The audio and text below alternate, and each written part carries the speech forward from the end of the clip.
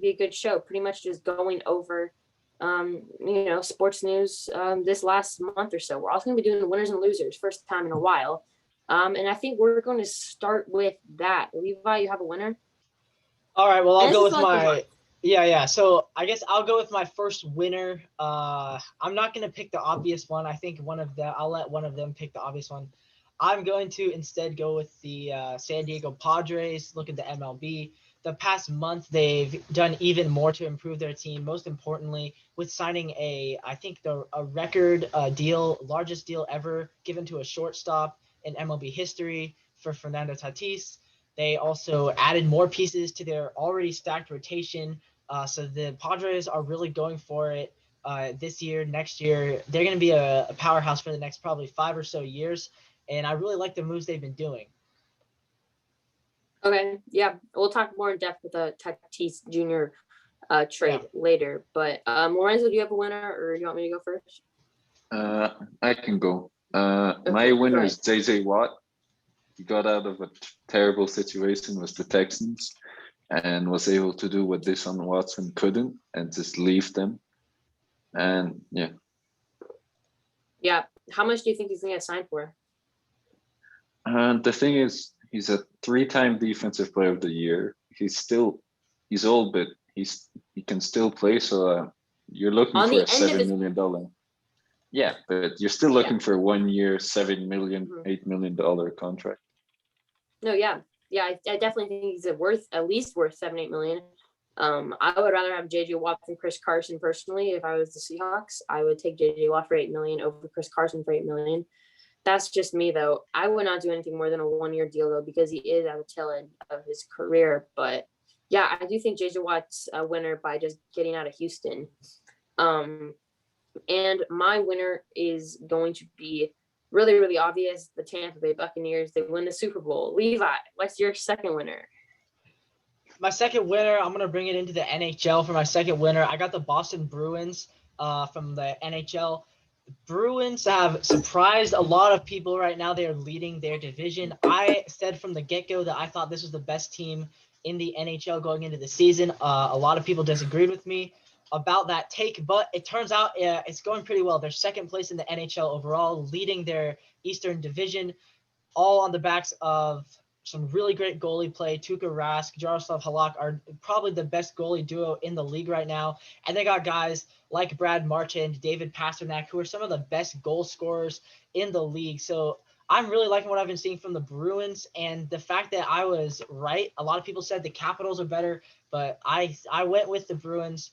Pat's Nation, the guy who I do my NHL Icebreaker with us, he was doubting his own team, the Bruins. I was right in the end. The Bruins look like the best team right now in the Eastern Division of the NHL. Yeah. Lorenzo, second winner? My second winner, it would be Leonard Fournette from the Tampa Bay Buccaneers, because at the start of the year, he looked terrible. He just wasn't getting holes, then wasn't getting anything. But then playoff Lenny came around and showed the true 4th-round pick that he is. So what would you say is do you think that he's earned a multi-year deal from that performance, or a 1-year deal? A 1-year deal. 1 year or 2 year, because playoff performances come and go. So you got to see what he does in a season rather than just the playoffs. Yeah. Just going back to Leonard Fournette and his release from the Jaguars, I think the Jaguars are really regretting it right now, because although they would have to pay him, etc., they look like they're trying to build a really good roster with a new coach, and obviously Trevor Lawrence coming in, and having a key running back like Leonard Fournette, who can just burst through holes, knock people over. Super, super important. And they do have a really young, good rookie, though, down there. But I was going to say, at the same time, when James Robinson rushed for 1,000 yards as a rookie, I don't know how much you need to be overpaying for Fournette if you're the Jaguars, because they were overpaying for him, and the Bucs got him at a bargain of a price. So he took a massive pay cut, but won a Super Bowl. Yeah, but they have a pay cut, but I don't think the Jaguars need to take a pay cut right now. Like they're like what 20 million over the cap space. They're like way over the cap space. No, I'm pretty under. sure. They're way under the cap space. Yeah. Okay. Sorry. They have cap space left to spend. Yes, they have a So lot they're of in the cap space positive. left. They're in the positive. Yeah, they're in the positive. But yeah, I agree with that. Leonard Fournette's a winner. At least for this month. I think in Mhm. the year though, he might have underperformed. To be honest, I don't know. He was a That's solid the- number 2. I mean, with Ronald Jones as your number 1, Fournette was the thing about Fournette was he was inconsistent. Yeah. Like for yeah. the Seahawks, when Carlos Hyde was healthy, we could always rely on him to get about 50 yards. But for Fournette, some games he got 100 yards, but other games he could do nothing at all. So I think they'd probably like to see a little more consistency out of him. But in the Super Bowl, he looked really, really good. Yeah. Okay. And I'm going to go to my next winner, and that is the LA Dodgers. And that is just because they are a World Series champions, adding even more pieces, and they are going to be so hard to stop. I've said this before, I'll say it again. I hate how there's no salary cap in the MLB. Although there is like types of penalties if you spend a lot of money. I don't exactly know what those are called, but I know they do exist. I don't know what like the luxury tax. Yeah, a luxury tax. But like bottom line, if the team has enough money, they could just get whoever they want, right? And I don't know. I think the NFL cap space really keeps every team competitive.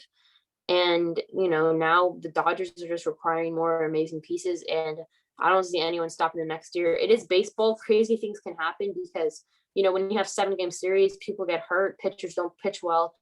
Things do happen. We see it with the Nationals 2 years ago, but right now it's just going to be really hard to beat the Dodgers. Yeah, another thing that I've seen as a possibility is people have advocated for not only a salary cap, but also a salary, a bottom limit. So like a salary base. Because they've noticed that there's a lot of teams, not just like 1 or 2. There's like a good 5 or 6 teams right now that are paying. The Mariners. Yep, including the Mariners, the Pirates, the Marlins, teams like the Orioles. These teams are. Yeah, well, the Rays pay a little more now than they used to, but still not a ton. They get away with paying very, very little, and then teams like the Mariners and the Pirates, it seems like they're never winning, or they'll have one good season. Like the Mariners, we obviously went out and spent a lot for a couple of years, and we got Cano and some of those guys, but the Pirates have not had a good team in years, and they have a $20 million budget right now. Literally, the Padres are, I'm pretty sure, spending 10 times as much, and the Dodgers are spending 12 times as much. So it's crazy that Trevor Bauer's making more money than the entire Pirates. He's making more money than the entire Indians. Like these are teams making less money to all of their players than just Trevor Bauer, which is insane. And that's been a way of thinking, maybe we can get more fans if we force these teams to actually pay for good players. Yeah, it's a good idea. I mean, I like that. I like the cap, salary cap too. But yeah, I think if they have both, that's great. Levi, quick loser. I guess for my loser, I'm not sure if this actually happened this month or last month, but I was gonna say the Colorado Rockies, because they traded their best player away for pretty much nothing. Nolan Arenado, now a member of the Cardinals, and the Rockies are now projected to be the worst team in the MLB. I have them at 28th on my power rankings as the second worst team in the NL, and I have them at about a 3% chance of getting to the playoffs, which is the second lowest of any team. So, yeah, safe to say that the Rockies are definitely, their playoff chances plummeted. Their entire team plummets. Not only they lose the best player, they also lose their team captain, because not only is he a great player as far as putting up good statistics, the leadership of being a captain also just has to hurt them so badly. He was an MVP candidate for the past 4 or 5 years, and now he's gone. Yeah. Lorenzo, loser. I'm actually gonna switch to football, and I'm gonna pick Juventus, my team.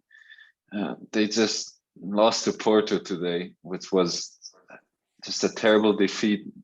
And I don't know if Pirlo was the right choice for a coach, such a young at such a young age, and he really doesn't have any coaching experience. So at the end, I'm not sure it was the right hire.